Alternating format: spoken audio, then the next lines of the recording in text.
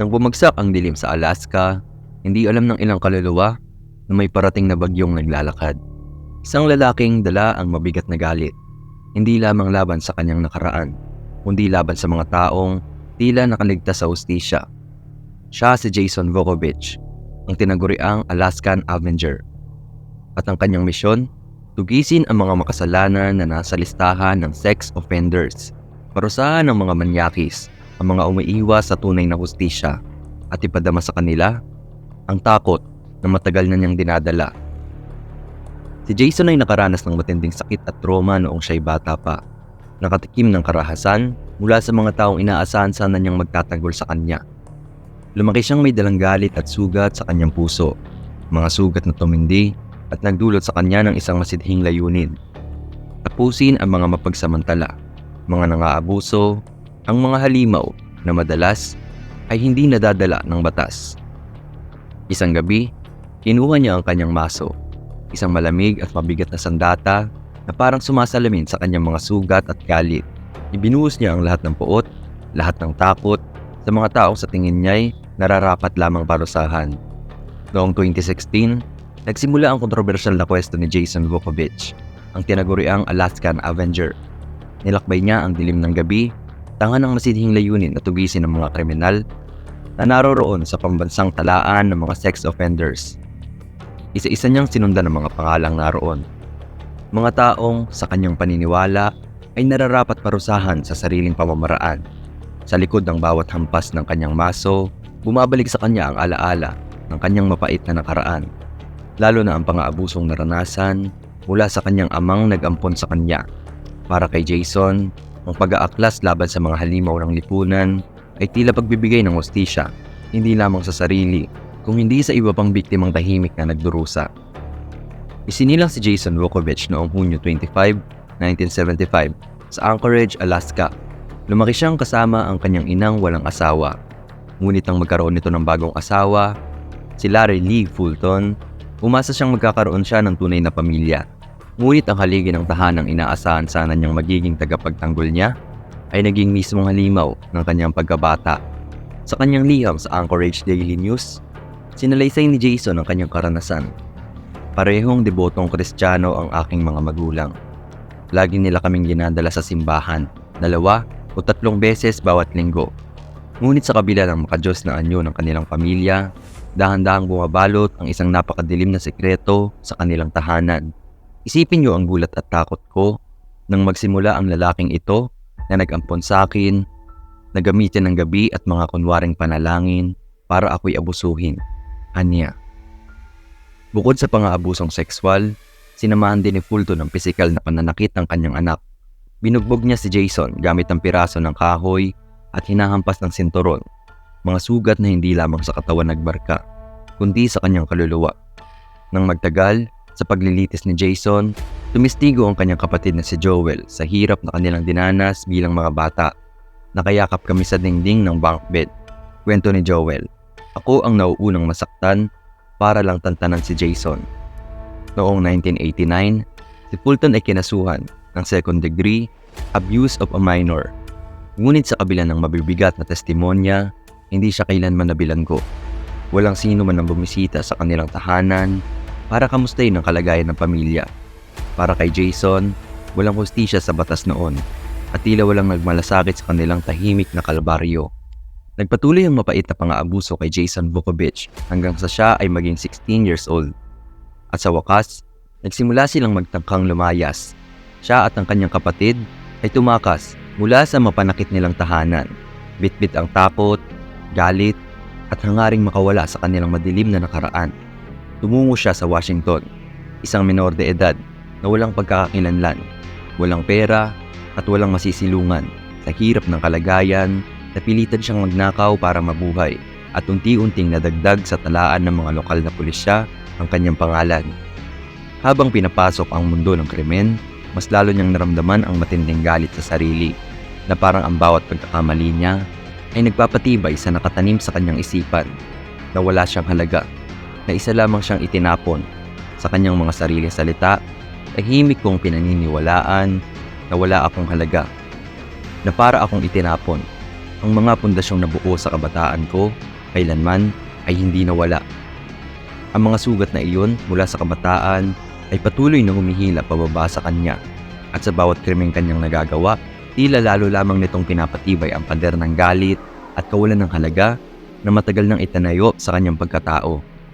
Sa paglipas ng mga taon, nagkaroon si Jason Vukovich ng mahabang listahan ng mga kasong kriminal mula sa Washington at Oregon hanggang sa Idaho, Montana at California. Para bang kahit saan siya magtungo, dala pa rin niya ang madilim na anino ng kanyang nakaraan. Pagsapit ng 2008, nagdesisyon siyang bumalik sa Alaska sa lupain ng kanyang pagkabata. Ngunit tila dala pa rin niya ang kanyang sumpa. Dito, sunod-sunod na naman ang mga kasong kinaharap niya. Pagnanakaw, ipinagbabawal na gamot, at ang paratang ng pananakit sa kanyang nooy asawa, isang kasong mariin niyang itinanggi. Ngunit pagdating ng 2016, tila hindi na nakaya ng kanyang di matapos na pagdurusa.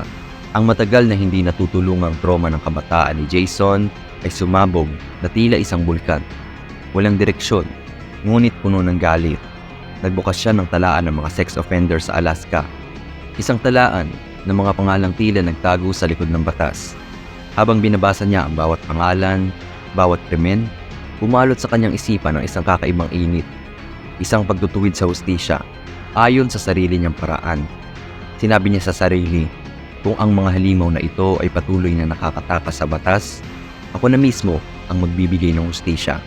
Sa bawat pahina, nakita niya ang mga mukha ng mga tao, ang kanilang mga kasalanan, at sa puntong iyon, nagdesisyon si Jason na mag-hunting. Isang misyon ng paghihiganti, isang madilim na hustisya na siya mismo ang lumikha. Noong Hulyo 2016, si Jason Vukovich, ang tinaguriang Alaskan Avenger, ay nagsimulang lumusob sa mga tahanan ng mga lalaking nakalista sa talaan ng mga sex offenders sa Alaska, partikular na ang may mga kasalanan laban sa mga bata. Hawak niya ang isang notebook na puno ng pangalan at address ng mga taong ito. Isang listahan ng kanyang mga punteriya at sa kanyang isip, isa itong misyon ng paghihiganti para sa mga inosenteng na abuso. Unang tinungo ni Vukovich ang bahay ni Charles Albee, isang 68 years old na lalaki, noong umaga ng Hunyo 24, 2016. Nang bumukas ang pinto, mabilis siyang pumasok at itinulak si Albee papasok na tila isang hukom na dumating para sa paghuhukom. Pinaluhod niya ito sa gilid ng kama, paulit-ulit na sinampal sa mukha. Bawat hampas ng kanyang kamay ay tila parusang inaasahan niyang tatatak sa bawat bahagi ng konsensya ng lalaki. Malamig niyang sinabi kung paano niya nahanap ang kanyang address at kung ano ang kasalanang ginawa nito sa mga inosente. Ngunit matapos ang ilang sandali ng pagkondena, siya ay nagdesisyon na umalis, nag-iwan ng takot sa likod ng kanyang mga yapak at ninakaw ang ilang ari-arian bago tuluyang lumisan. 2 araw ang lumipas bago muling lumusob si Vukovich. Ngunit sa pagkakataong ito, kasama niya ang 2 babae bilang kanyang mga katuwang. Maagang maaga, alas 4 ng umaga, pumatok siya sa pintuan ni Andres Barbosa, isang 25 years old na pedophile, na nakatala sa rehistro. Nang buksan ang pinto, agad niyang itinutok ang kanyang martilyo na parang simbolo ng kanyang sariling hustisya. Ipinasok niya si Barbosa, pinaupo ito, at sinimulan niyang paluin sa mukha. Sa kanyang malamig na boses, binalaan niya ang lalaki. Itong ulo mo, kaya kong durugin. Sa loob ng bahay, lumabas pa ang mas madilim na panig ni Vukovich. Ayon sa isang memorandum ng piyansa, binanggit ni Vukovich na naroon siya para singilin ang utang ni Barbosa sa mga inosenteng na biktima nito. Habang isa sa mga babaeng kasama niya ang kumuha ng video gamit ang cellphone. Ang buong tagpo ay parang isang madilim na palabas na isinadula upang ipakita ang kanyang bersyon ng hustisya. Hindi lang mga salita at pananakot ang dala ni Vukovich. Matapos ang pananakot, ang grupo ay nagnakaw ng ilang gamit mula sa bahay ni Barbosa, kasama na ang mismong truck ng lalaki. Sa paglabas nila, hindi lamang takot ang iniwan ni Vukovich sa kanyang mga biktima, kundi pati na rin ang pakiramdam ng kaparusahan na tila isang patikim mula sa kanilang mga kasalanan. Sa 3 beses na binalikan ni Jason Vukovich ang isa sa kanyang mga punteriya, mas naging marahas siya at matindi ang kanyang ginawa. 1:00 ng madaling araw, nang marinig ni Wesley Demarest ang malakas na tunog ng pagbasag sa kanyang pintuan. Hindi pa man nakaka-recover mula sa gulat, naramdaman na niya ang malamig na presensya ni Vukovic sa loob ng kanyang tahanan. Sa harap ni Dimarest, parang isang anghel ng paghihiganti na handa nang magbigay ng parusa. Muling pumasok si Vukovic, puno ng determinasyon sa kanyang mga mata. Humiga ka sa kama, malamig niyang utos, pero tumanggi si Dimarest. Luhod, dagdag pa ni Vukovic, ngunit muli siyang sinagot ng pagtanggi. Sa isang iglap, inataw ni Vukovic si Dimarest sa mukha ng kanyang martilyo. Isang hampas na tila gustong itanim sa alaala ni Dimarest ang bigat ng bawat kasalanan niya. Habang tinatamasa ang bawat paghinga ng takot ng kanyang biktima, ay binitawan si Vukovic ng mga salita.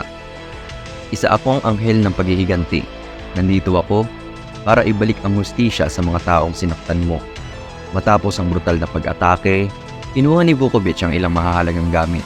Isang laptop, ilang ari-arian na maaaring magamit o ibenta. Pagkatapos ay nagmamadaling lumisan.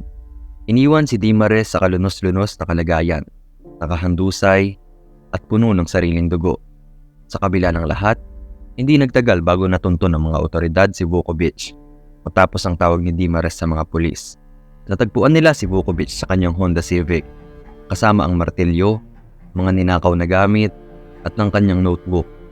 Isang talaan ng kanyang 3 biktima na para bang isang listahan ng sariling bersyon ng katarungan.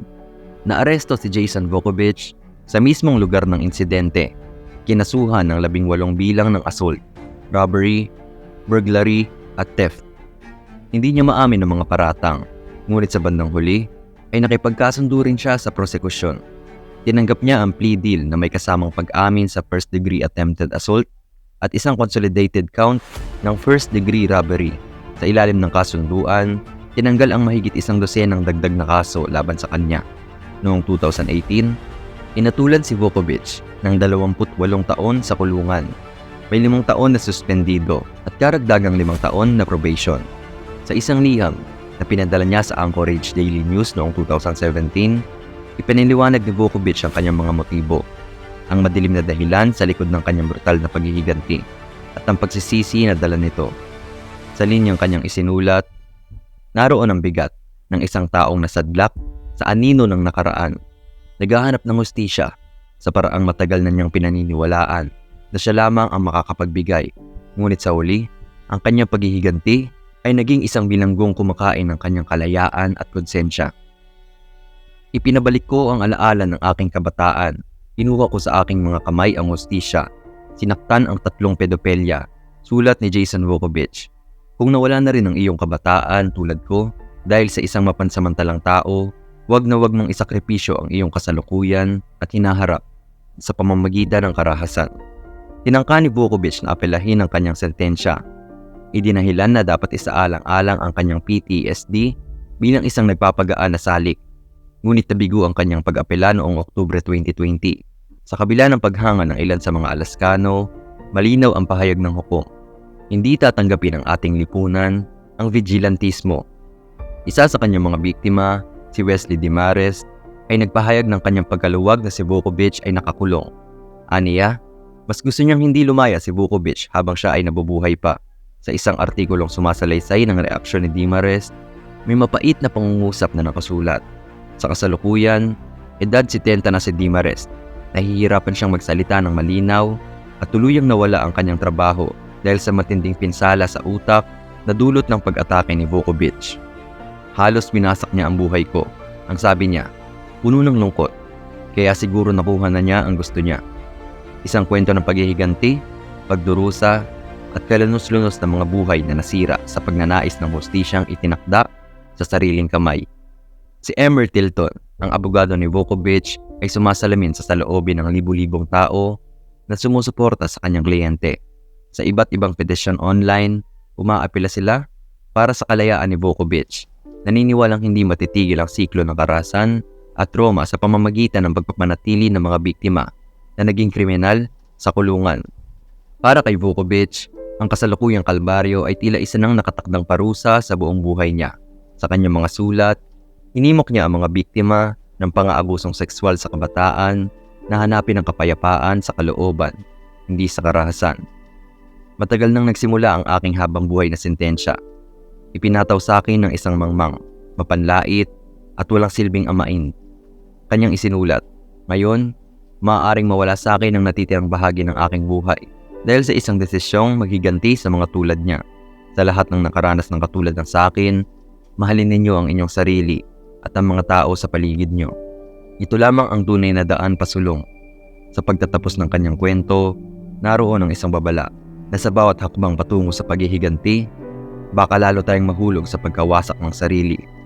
Para kay Jason Vukovich, ang Alaskan Avenger, ang kabayaran ng paghihiganti ay hindi lamang ang kalayaan, kundi pati na rin ang kapayapaan ng kanyang kalooban.